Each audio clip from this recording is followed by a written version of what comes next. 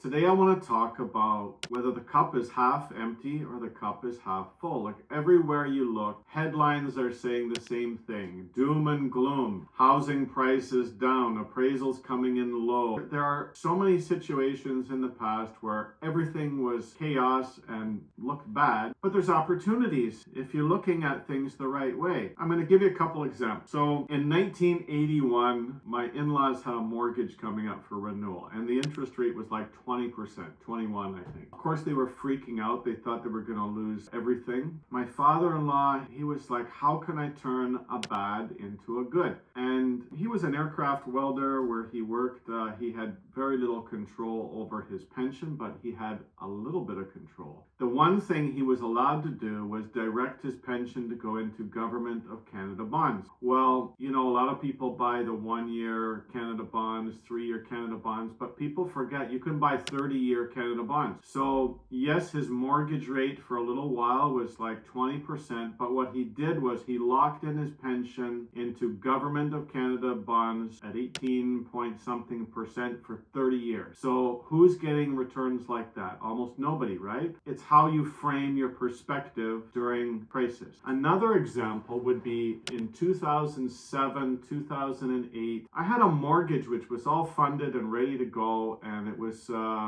approved by a 125-year-old company in Canada called Household Finance. And on a Thursday night after supper, I get one of these direct-to-voicemail messages from an underwriter saying that they're not going to be funding my mortgage tomorrow. And I called the next morning and said, WTF? And they said, like, Peter, we'd love to, but Deutsche Bank, who provided the line of credit for Household Finance, they froze their line of credit. They said, we don't have access to any money. And that's when I knew the world was having a problem. The global financial crisis was coming. We were living in a home that had gone up a lot in value. And when my wife and I moved there, we had said, we're not staying here forever. We knew that as soon as the subdivision was complete, that property taxes were going to triple, and we'd already had the letter saying that, the assessment was coming. When I said to my wife, when this mortgage didn't fund, I said, we're selling the house, we're getting the hell out of here. And she said, what are you talking about?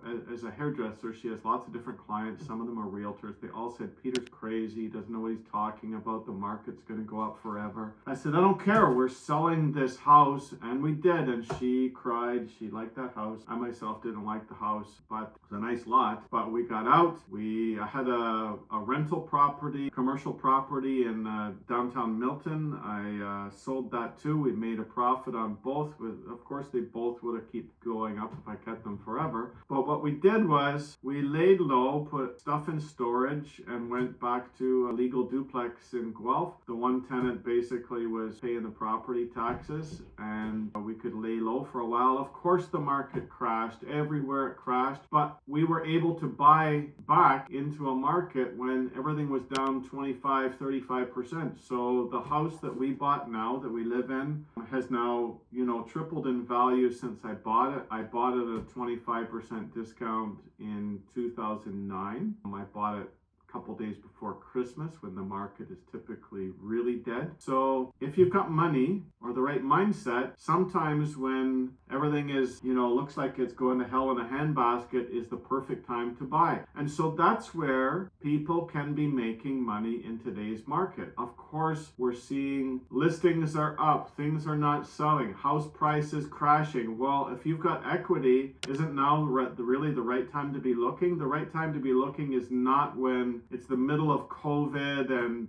prices are up 20, 30% because rates are down. I mean, you don't buy high and sell low. You don't buy high when rates are low and then rates go up. And then what? Then you're paying high rates on a big mortgage. The time to look is when everything is down. So if you've got kids that are looking for a house, you've got a house that's paid off, isn't now the time to be looking at taking some money out of your house, equity out of your house, helping them buy? If you're thinking of downsizing, but you've got the mindset, I gotta sell high, you're gonna buy high. Let's say you use a reverse mortgage, you pull the money out of your house, you buy your downsized house, you buy and then sell instead of sell and buy. buy, you get the best of both worlds. You get to buy your downsized house when prices are low. You can keep the house you're in until house prices go back up, and then sell. Usually it's an 8-year cycle, right? 4 years down, 4 years up. At least, that's for years and years and years been the common average, which, I studied in university when we were studying economics and financial services underwriting, the same thing. There's downtimes and there's uptimes. So if you've got money or equity, it doesn't necessarily mean that you're going to be paying mortgage payments if you touch that equity. There's lots of ways to touch the equity without making payments. If you're thinking of helping